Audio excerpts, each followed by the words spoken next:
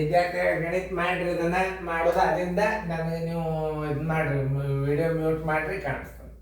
ಈಗ ಎಲ್ಲರೂ ಲಕ್ಷ ಕೊಟ್ಟು ನೋಡ್ರಿ, ಚೆನ್ನಾಗಿ ನೋಡ್ರಿ ಗಣಿತ ಕಡೆ ನಾ ಹೆಂಗೆ ತಿಳಿಸ್ತದ ನೋಡ್ರಿ. ಇಲ್ಲಿ ಏನದ ಪ್ರಶ್ನೆ, ನೀವು ಮ್ಯೂಟ್ ಮಾಡಿ ಬಿಡಿಸೋದು ಅದಿಂದ ಮ್ಯೂಟ್ ತೆಗೀರಿ. ಓಕೆ. ಪ್ರಯಾಣದ ಆರಂಭದಲ್ಲಿ ಒಂದು ಕಾರಿನ ಮೀಟರ್ 678.3 ಕಿಲೋಮೀಟರ್ ಅನ್ನು ತೋರಿಸಿತು. ಪ್ರಯಾಣದ ಕೊನೆಯಲ್ಲಿ ಮೀಟರ್ 913.5 ಕಿಲೋಮೀಟರ್ ಅನ್ನು ತೋರಿಸಿತು. ಪ್ರಯಾಣದ ವೇಳೆಯಲ್ಲಿ ಕಾರು ಚಲಿಸಿದ ದೂರ ಎಷ್ಟು? ಅದರ ಈಗ ಏನು ಮಾಡಬೇಕು, ಕೊನೆಯ ಮೀಟರ್ ಸಂಖ್ಯೆದಾಗ ಪ್ರಾರಂಭದ ಮೀಟರ್ ಸಂಖ್ಯೆಯನ್ನು ಕಳೆದ್ರಿ ಅಂತಂದ್ರೆ ಅದು ಕಾರು ಚಲಿಸಿದ ಒಟ್ಟು ದೂರ ಬರ್ತದೆ. ಕಾರು ಚಲಿಸಿದ ಒಟ್ಟು ದೂರ ಹೆಂಗೆ ಬರ್ತದಪ್ಪ ಅಂತಂದ್ರೆ, ಚಲಿಸಿದ ದೂರ ಬರೋಬರಿ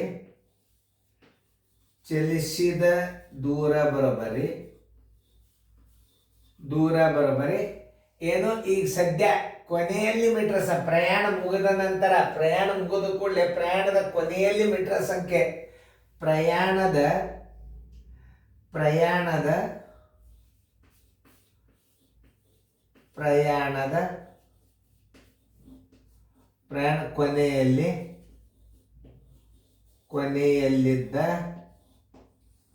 ಕೊನೆಯಲ್ಲಿದ್ದ ಪ್ರಯಾಣ ಮುಗಿದ ತಕ್ಷಣ ಪ್ರಯಾಣದ ಕೊನೆಯಲ್ಲಿದ್ದ ಮೀಟರ್ ಸಂಖ್ಯೆ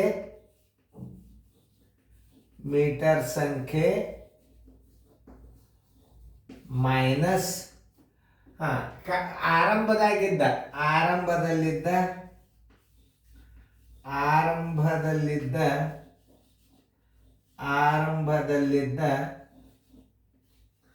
ಆರಂಭದಲ್ಲಿದ್ದ ಮೀಟರ್ ಸಂಖ್ಯೆ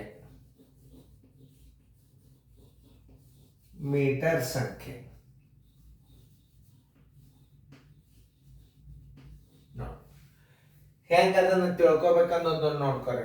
ಚಲಿಸಿದ ಒಟ್ಟು ದೂರ ಬರಬೇಕಾದ್ರೆ ಏನು ಮಾಡಬೇಕು, ಚಲಿಸಿದ ಒಟ್ಟು ದೂರ ಮೈನಸ್ ಎದ್ರಾಗ ಪ್ರಯಾಣದ ಕೊನೆಯಲ್ಲಿದ್ದ ಮೀಟರ್ ಸಂಖ್ಯೆ ಮೈನಸ್ ಆರಂಭದಲ್ಲಿದ್ದ ಮೀಟರ್ ಸಂಖ್ಯೆ. ಏನು, ಚಲಿಸಿದ ಒಟ್ಟು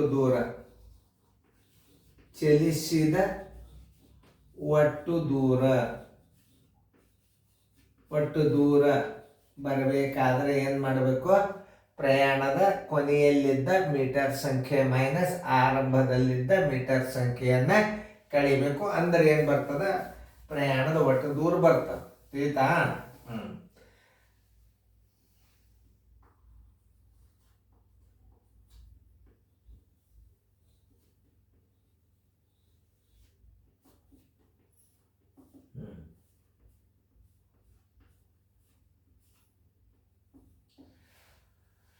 ಎಷ್ಟದ ನೋಡ್ರಿ, 913.5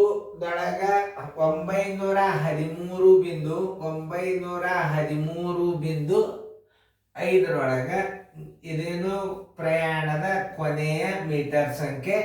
ಆರಂಭದಲ್ಲಿದ್ದ ಪ್ರಯಾಣದ ಮೀಟರ್ ಸಂಖ್ಯೆ 678.3 ನೋಡಿ.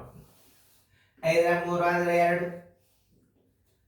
2, 13 8 ಆದ್ರೆ 5, 11 8 ಆದ್ರೆ 3,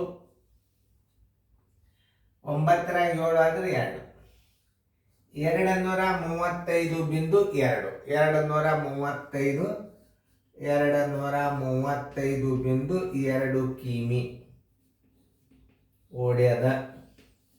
ಎಲ್ಲಿ ನೋಡ್ರಿ ಉತ್ತರ ಸಂಖ್ಯೆ 235 ಉತ್ತರ ಸಂಖ್ಯೆ ಡಿ.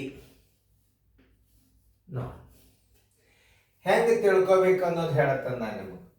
ಇದನ್ನೆಲ್ಲ ವಿಚಾರ ಮಾಡಂತ ಮೆಂಟಲ್ ಲೆಕ್ಕಗಳು ಇವು, ಮೆಂಟಲ್ ಅಬಿಲಿಟಿ ಲೆಕ್ಕಗಳು. ತಿಳಿತಾ? ಹೆಂಗೆ ತಿಳ್ಕೊಬೇಕು ಗಣಿತಗಳನ್ನ ನೋಡ. ಏನು ಇಲ್ಲಿ ನಾ ಮೈನಸ್ ಏನು ಮಾಡೀನಿ, ಬರೋಬ್ಬರಿ ಚಿಕ್ಕ ಹಾಕಿನಿ ನೋಡ್ರಿ, ಮೈನಸ್ ಹಾಕಿನಿ. ಇಲ್ಲಿ ಹೆಂಗೆ ತಿಳ್ಕೊಬೇಕು, ಪ್ರಯಾಣದ ಕೊನೆಯಲ್ಲಿದ್ದ ಮೀಟರ್ ಸಂಖ್ಯೆ ಮೈನಸ್ ಆರಂಭದಲ್ಲಿದ್ದ ಮೀಟರ್ ಸಂಖ್ಯೆ. 913.5 ಪ್ರಯಾಣ ಮುಗಿದಾಗಿತ್ತು. ಪ್ರಾರಂಭದ ಸಮಯ ಪ್ರಯಾಣ ಹೊರಟಾಗ 678.3 ಇತ್ತು. 235.2 ಕಿಲೋಮೀಟರ್ ಪ್ರಯಾಣದ ಒಟ್ಟು ದೂರ. ಉತ್ತರ ಸಂಖ್ಯೆ ಡಿ.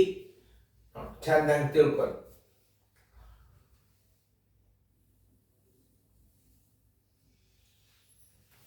ಸರಿಯಾಗಿ ಫೇರ್ನ ಬರ್ಕೊಡಿ.